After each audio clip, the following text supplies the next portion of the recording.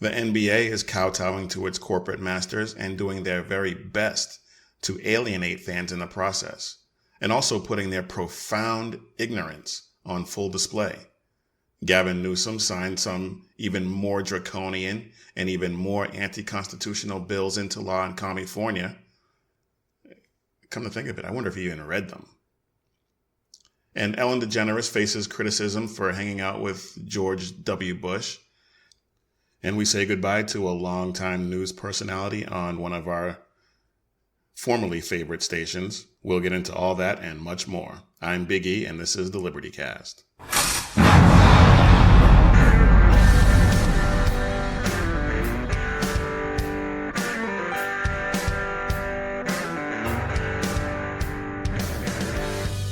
I don't watch a lot of sports these days, but I did watch the Texas OU Red River rivalry today, and the Horns lost, so that is quite disappointing. But we'll hook them next year. I mean, I don't care what the score was. It's 7:30 and OU still sucks. But the point is that professional sports is starting to really, really annoy me. And college sports is still good, and if I get to a point where I can spend more leisure time watching sports I enjoy, it will probably end up being college sports, college football, college basketball. I still watch NASCAR. They're disappointing me with some of their choices with respect to guns, and we'll see how that goes. But at least they're standing for the anthem and praying before each race and stuff like that. So they're still in my good graces for the time being. But the NBA, oh my goodness. I haven't really watched or paid much more than cursory attention to the NBA. I follow the standings and know who's good and who's not. I look at the records of the team that I like to watch, that I like to root for. But I'm not actively refusing yet, like I am refusing to watch the NFL. But after this nonsense this week with China, they're walking right up to that line.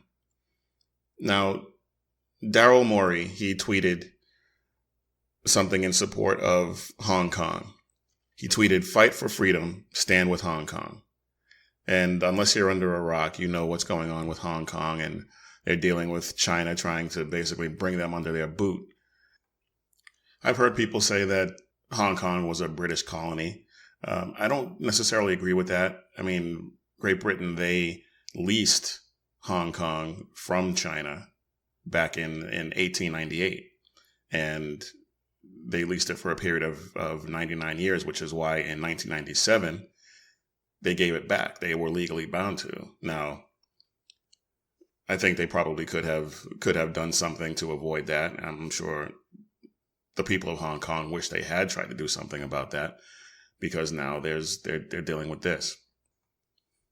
But when they first were handed back over to the Chinese, Hong Kong expected to maintain their independence and the way of life that they enjoyed under British rule. But what's happening today and why they're protesting, there was an extradition law that mainland China implemented, and the people of Hong Kong are protesting because they believe that, and they believe rightly, that the Chinese will use this law to extradite political dissidents from from Hong Kong to mainland China, where they will likely never be seen or heard from again. Because this is what China does. This is how China deals with resistance and dissidents. And I think that the people of Hong Kong are absolutely right to be fearful of this and to protest it. Right now, they seem more patriotic for America than a lot of these coddled, ridiculous athletes that are. Anyway, we'll get to that in a second. So as a result of Daryl Morey's tweet, China got upset. They decided to suspend all cooperation with the Houston Rockets. As a result of that, the NBA, they issued a statement saying that They recognize that Mori's views have deeply offended many of our friends and fans in China, which is regrettable. Ridiculous. Right after issuing that statement, NBA Commissioner Adam Silver held a press conference where he said this. It's my hope that when I'm in Shanghai, I can meet with the appropriate officials and discuss where we stand. And again, put those remarks from Daryl Morey and my remarks in an appropriate context of a many decades-long relationship and see if we can find mutual respect for each other's political systems and beliefs. Really? Mutual respect for each other's political systems and beliefs? This guy is supposed to be educated. I don't know his background, but I mean, he would have to have some sort of higher education. A lot of these commissioners are often lawyers and whatnot. How in the world are we supposed to have respect for China's system of government? They're a totalitarian communist regime. They got that way by killing 60 million of their citizens. But it's not about respect. Don't be fooled by that. It is about money. Plain and simple. The Chinese market for the NBA, there's 1.5 billion people in China. That market is huge. The Chinese people love basketball, and so they're following the money. The NBA is an $8 billion business, which is a ton of money. Absolutely. But Nike, who is pretty much one of the NBA's corporate masters that I spoke of earlier, is a $24 billion business. Nike wants to do business in China. So guess what? The NBA is doing business in China. So now that there's a threat to that revenue stream, the NBA trots out one of their stars to issue an apology. Yeah, we apologize. We love China. We love, playing there. I know for both of us individually, we go there, once or twice a year. They show us the most important love. So, we appreciate them as a fan base, and we love everything, they're about, and we appreciate their support that they give us individually and as an organization. So, you got to be kidding me. Did he really just say, we love everything they're about? I mean, how ignorant are these people? It's mystifying, truly mystifying. Well, at first glance anyway. But then when you start to think about who these people are, how they got the platform that they have, it makes a little bit more sense. Because most of these people didn't go to college, probably barely went to high school. Not that kids these days are taught history at all, much less American history or world history or ancient history or anything like that. So they don't know any of this. But that's not an excuse. I am not making any excuses for these people, not by any stretch of the imagination. Especially when you consider the fact that they have this business relationship with China. They visit China regularly. How have you not cracked a book? How have you not learned anything about their history? And even if you feel like you have to issue this apology at the behest of your team or the league, don't say that. Come on. Stephen Curry said something about this too, and I don't know which statement came first, but I heard Stephen Curry's statement first, and when I heard that was, I immediately was like, how stupid are you? But now, after hearing James Harden's ridiculous apology, this doesn't sound so bad. This situation there's a huge weight and gravity to it, and there's going to be some things that need to be sorted out, but I just don't know enough about Chinese history and that, how that's influenced, modern society today. and that interaction to speak on it. So that's just where we're at. Now, being honest, that was one of the first, his statement was one of the first ones I heard regarding the situation. And obviously, since I have little respect for any of these people, I thought the worst of him from the beginning. But after hearing things that some of the other NBA players are saying, his comments make me think that he actually does know.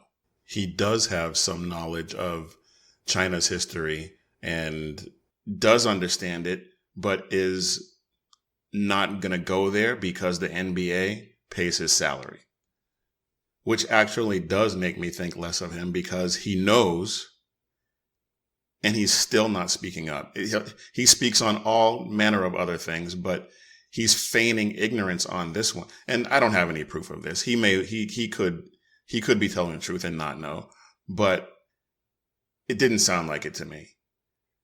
And so if I'm right, and he's feigning ignorance on this subject to protect his bottom line, he's going to speak up on all these other topics going on in the world, but he's not going to speak up on this. He's a coward.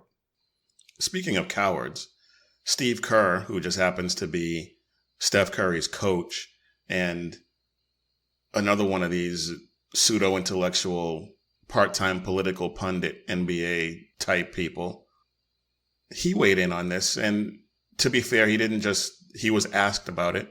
It's not like his usual antics where he just hops on Twitter or hops on a mic and starts yammering about nonsense. So he was asked about human rights abuses in China and some other things. Here's part of his answer. It has not come up in terms of people asking me about it, people discussing it. No, nor has our record of human rights abuses come up either, But people in China didn't ask me about, people owning AR-15s and mowing each other down in a mall. I wasn't asked that question. The pitifulness of yourself. I mean, what? Wow. He really did just draw a moral equivalence between the United States and China and AR-15s versus concentration camps of Uyghur Muslims. Talking about human rights abuses. I mean, does he not have even a cursory grasp of China's history and current events? Mao Zedong's starvation of 60 million people? I mean, it really, I really am mystified. I really am mystified.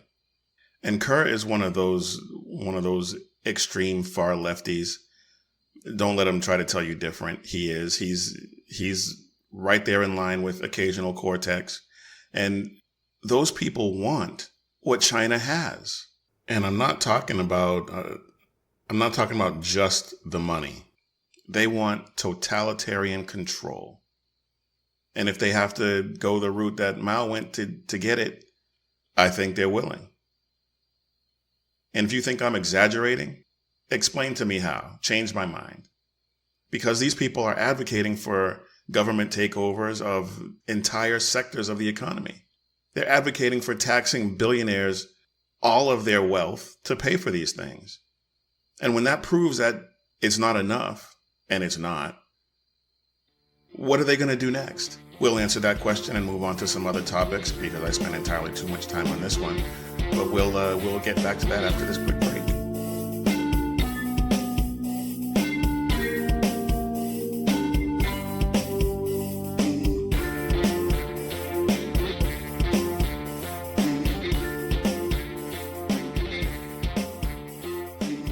So when they've taxed all the billionaires and millionaires out of existence, what are they going to do next?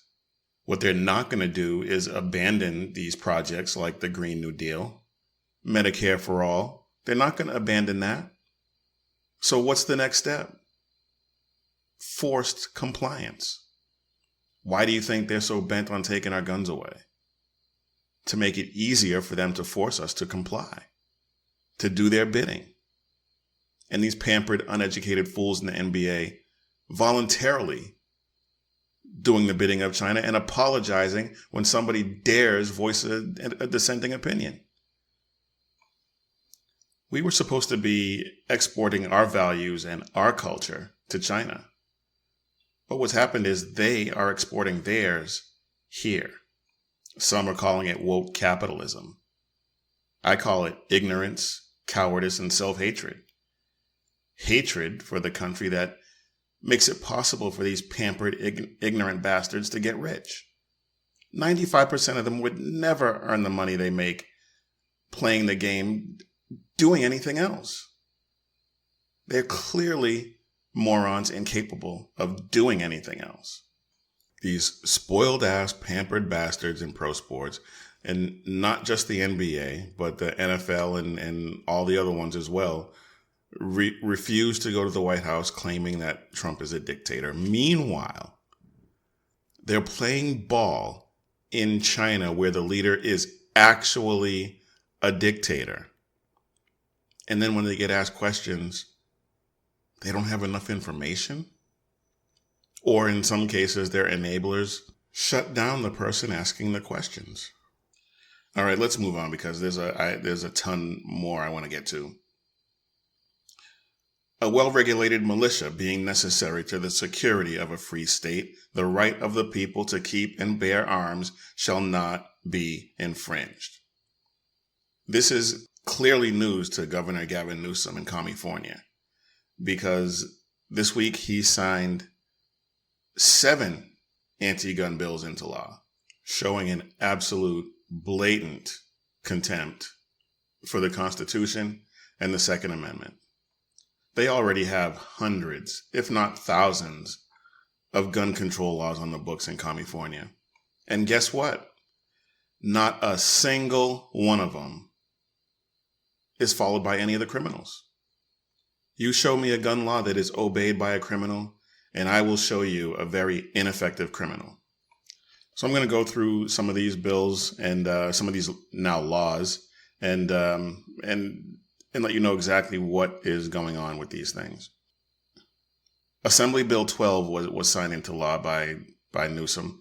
And what this does is it extends the duration of California's gun violence restraining orders, GVROs, from 1 year to a period of up to 5 years, which means that a person could lose their constitutionally protected right to own and possess firearms for 5 years without ever being adjudicated mentally ill or ever being convicted of a crime.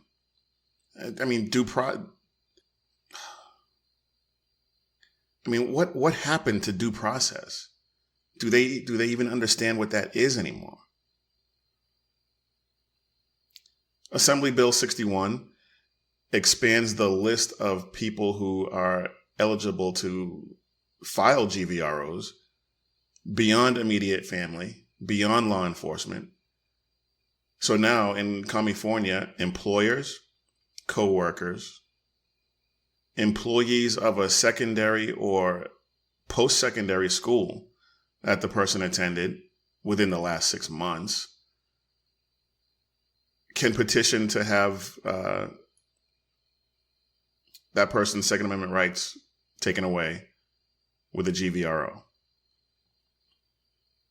So based on third-party allegations that could be months old without any due process, again, without any conviction, without any adjudication on mental fitness, their gun rights can be taken away.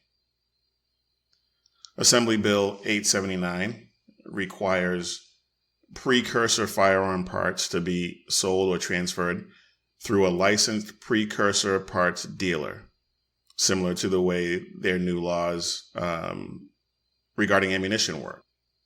And what it does is it creates a registry of the parts and creates a new crime of transferring precursor parts without involvement of a licensed dealer to anyone under 21 or prohibited from owning firearms.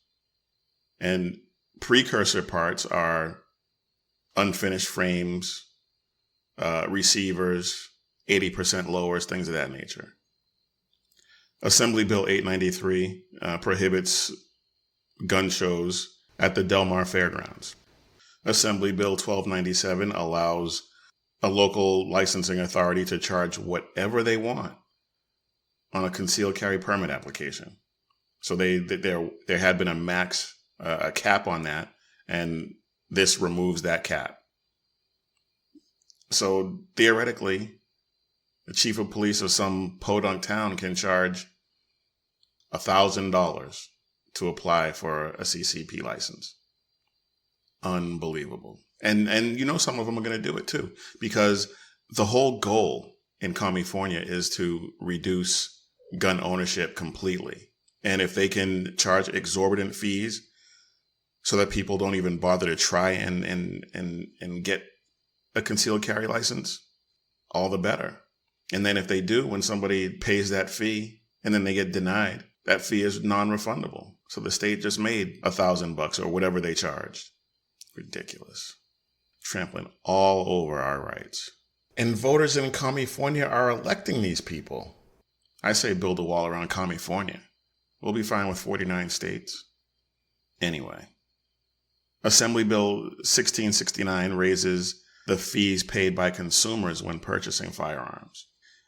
These fees are meant to fund a whole host of things, and they list what these things are supposed to fund out in the bill. But the money is deposited into what they call the DROS, the Dealer's Record of Sale Supplemental Subaccount. And the money in that account is used to, quote, offset the reasonable costs of firearms-related regulatory and enforcement activities related to the sale, purchase, manufacturing, lawful or unlawful possession, loan, or transfer of firearms pursuant to any provision listed in section blah, blah, blah. So what they're trying to do is make it so prohibitively expensive to own or purchase a firearm that people stop doing it, pricing people out of exercising their constitutional rights. And the last bill is Senate Bill 61, and what that does is expands California's existing one handgun per month law and applies it to semi-automatic rifles. But they take it even further to run roughshod over the rights of adults under 21 by eliminating the exception for 18 to 20-year-olds with a valid hunting license. Now, even though being an anti-constitutional, anti-Second Amendment hack is something that Newsom is known for and proud of, I have to wonder if he even read any of these bills, because there's a report that he signed an Executive Order N-1919, which a lot of people in California are very upset about. And he's now claiming that he didn't read it. He said he'll have to look at the details. So how can we trust that he read any of these bills that he just signed? Now, chances are, even if he had read them, whether he read them or not, he would have signed them because he just wants to take your guns away. And anything that accomplishes that, he's going to do. But still, if he's not reading the things he's signing, why are people electing this guy? I don't know, but he is a one-man wrecking crew just destroying Commiefornia right now. Anyway, moving on. We're going to take a break here in a second, but before we do, I wanted to bring this to your attention, because this is for all those people that think that the ATF doesn't go after bad gun dealers, that gun stores and FFLs just do all kinds of dirt, get away with illegally selling firearms to prohibited possessors, etc. I give you G2 Sports Products in Indianapolis. They're a gun store, and they just surrendered their FFL and all of their inventory to the ATF. Because according to the ATF, the store knowingly transferred handguns to an out-of-state resident, made false entries in records, failed to report multiple sales of handguns, and knowingly transferred firearms to a prohibited person. Now, this kind of pisses me off a little bit because when I would love to have an FFL, and I know that if you want to do that, you have to pass all kinds of background checks, and you have to be held to a higher standard than that. And these guys are destroying that, or have destroyed that. They'll never be able to work in the gun industry again. And it just makes the rest of the people who are doing good work look bad. And I don't like it. But what I do like is the fact that they got caught and they're going to pay the price, because apparently it was one person that did all this, one employee of the store, and he's going to spend some time in jail. And the other people, the other owners of the store, they looked at the evidence. Even though they weren't involved, they knew they weren't going to win. So they gave it all up. They should have vetted their employee better. Now, regular listeners to this show know that I routinely bash the FBI and federal law enforcement agencies when they fail to do their jobs. But credit where it's due. They did their job this time, and it affects something that's near and dear to my heart, and that is the firearms industry. But at the same time, you want it clean. You want bad actors taken off the board. And the fact that they did that, good job, ATF.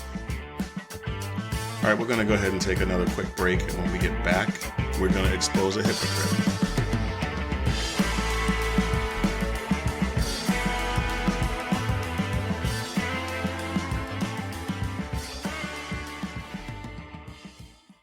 So I'm sure you all have heard the big deal that was made about Ellen DeGeneres when she called for more civility and acceptance. But during the game, they showed a shot of George and me laughing together, and so people were upset. They thought, why is a gay Hollywood liberal sitting next to a conservative Republican president? Didn't even notice I'm holding the brand new iPhone 11. And but a lot of people were mad, and they did what people do when they're mad. They tweet, and but here's one tweet that I loved. This person says, Ellen and George Bush together makes me have faith in America again. And here's the thing. I'm friends with George Bush. In fact, I'm friends with a lot of people who don't share the same beliefs that I have. We're all different, and I think that we've forgotten that that's okay, that we're all different. For instance, I wish people wouldn't wear fur. I don't like it, but I'm friends with people who wear fur. And I have, but just because I don't agree with someone on everything doesn't mean that I'm not going to be friends with them. When I say be kind to one another, I don't mean only the people that think the same way that you do. I mean be kind to everyone. Doesn't matter. I mean, that's a nice sentiment and all, and it sounds really good, but conservatives have been saying this since this whole polarization, this whole ideological divide began. But it's really hard to take from her when she said this just a few years ago. Would you have him on your show? Definitely. I mean, I would not say no to the sitting president of the United States. Really? Absolutely not. Would you? Yeah. You would? Yeah. Now I'm going to get bad tweets, but I just, he is who he is, and he has enough attention, and he has his Twitter account, and he has ways to get his message across. There's nothing I'm going to say to him that's going to change him, and I don't want to give him a platform because it validates him. And for me to have someone on the show, I have to at least admire them in some way, and I can't have someone that I feel is not only dangerous for the country and for me personally as a gay woman, but as to the world. He's dividing all of us, and I think I don't want to I don't want him on the show. Now, if Megyn Kelly had said she didn't want to have President Trump on her show, that would be understandable because they had a serious beef for a little while, and things got said. The president said some things he shouldn't have said. I freely admit that. So if Megyn Kelly had said she wouldn't have him on her show, fine, whatever. But Ellen DeGeneres basically just said, I don't like the guy. I don't agree with him. I don't like him. I'm not having him on the show. where's the civility? Where's the tolerance for opposing views there? And in case you don't think that's enough to label her a hypocrite, last year a couple of producers on her show got into a Twitter war with Candace Owens. And Candace Owens called them out for being intolerant of people with opposing views. Ellen DeGeneres never weighed in. She never chastised her producers. She never apologized. She never told her producers to apologize. Which tells me that her call for civility in this case completely exposes her as a hypocrite. And if she hadn't gotten any backlash for sitting next to George W. Bush, for having a good time with him at a football game, if that had never happened, this call for civility and discourse never would have happened. Not from her. All right, did any of you all get to see the LGBTQ AAIP LMNOPQRS town hall the other night? Yeah, neither did I. But I did catch some highlights, and there are a couple of big ones that I want to hit, because it was amazing, and I do not mean that in a good way. First off, let's listen to Robert Francis. This is from your LGBTQ plan, and here's what you write. This is a quote. Freedom of religion is a fundamental right, but it should not be used to discriminate. Do you think religious institutions like colleges, churches, charities, should they lose their tax-exempt status if they oppose same-sex marriage? Yes.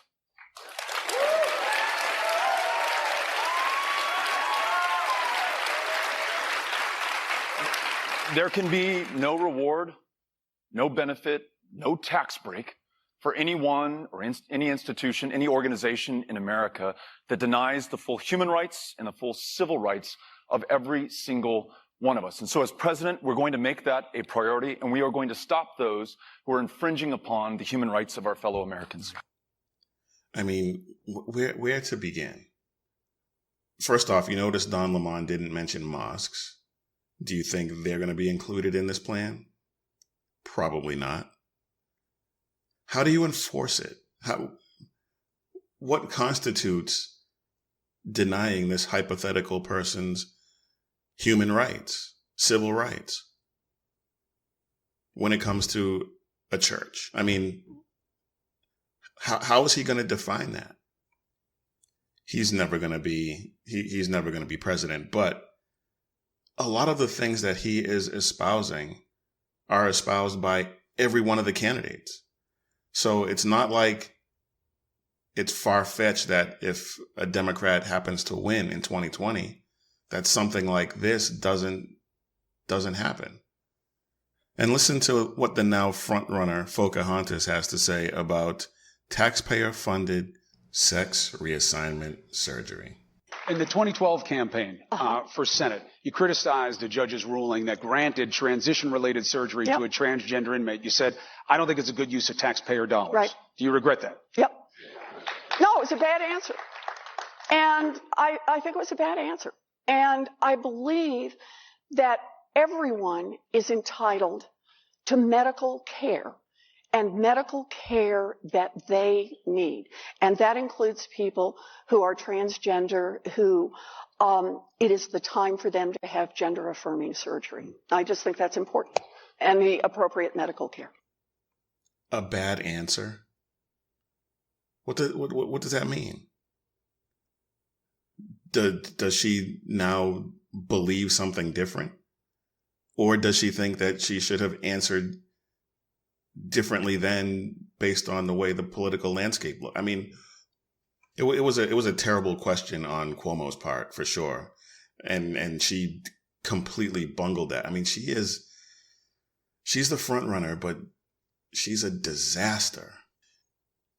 And this last one really could have been this week's Galactically Stupid, but I wanted to keep them all together. But this one is Fredo Cuomo stepping in it when he's greeting Senator Harris. And my pronouns are she, her, and hers. She, her, and her? Mine too. All right. I mean, I thought it was kind of funny, but apparently members of the LGBTQ AAIP2S LMNOP community didn't appreciate it. And he got a ton of backlash and ended up having to issue this apology on Twitter. When Senator Harris said her pronouns were she, her, and hers, I said, mine too. I should not have. I apologize. I am an ally of the LGBTQ community, and I am sorry because I am committed to helping us achieve equality. Thank you for watching our town hall.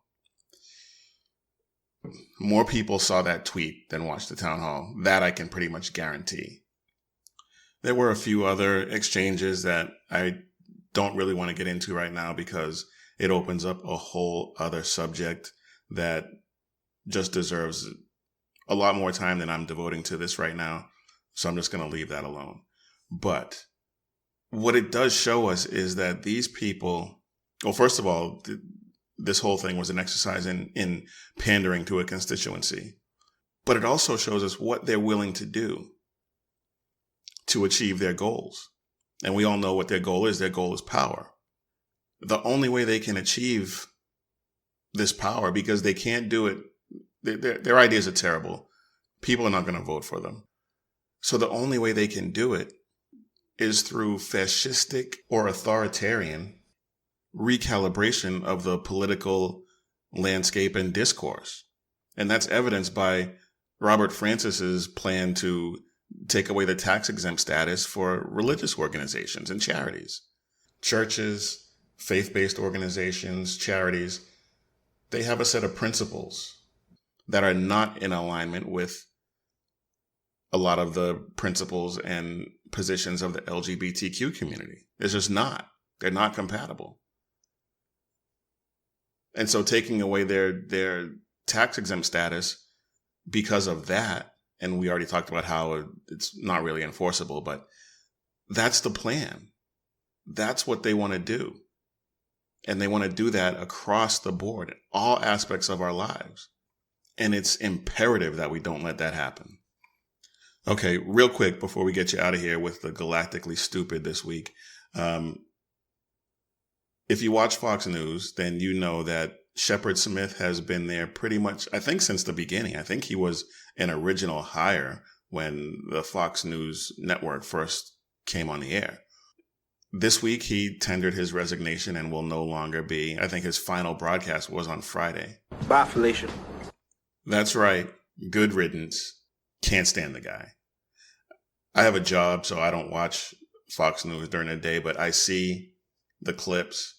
I see his obvious, he is clearly a never-Trumper, clearly hates President Trump.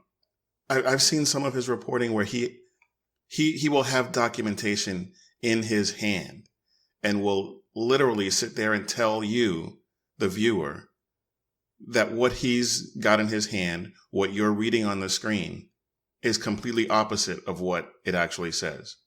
I mean, he belongs on CNN. He belongs on MSDNC. I suspect after his little spat with Tucker Carlson that he decided, either he decided or it was decided for him that it was time to go. Either way, bye, Felicia. All right, y'all. Let's get you out of here with this week's episode of Adventures of the Galactically Stupid! This week's winner, or loser, depending on your point of view, is someone that we heard from already today. But when I heard this, I knew it just had to be. This was it. You know, I comment a lot about gun safety. You know, it's a cause that is very near and dear to my heart, and very crucial for our future as a country.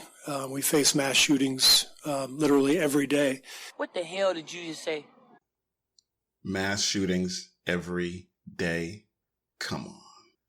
Now, there is a way to massage data if you include gangland shootings and a few other data points.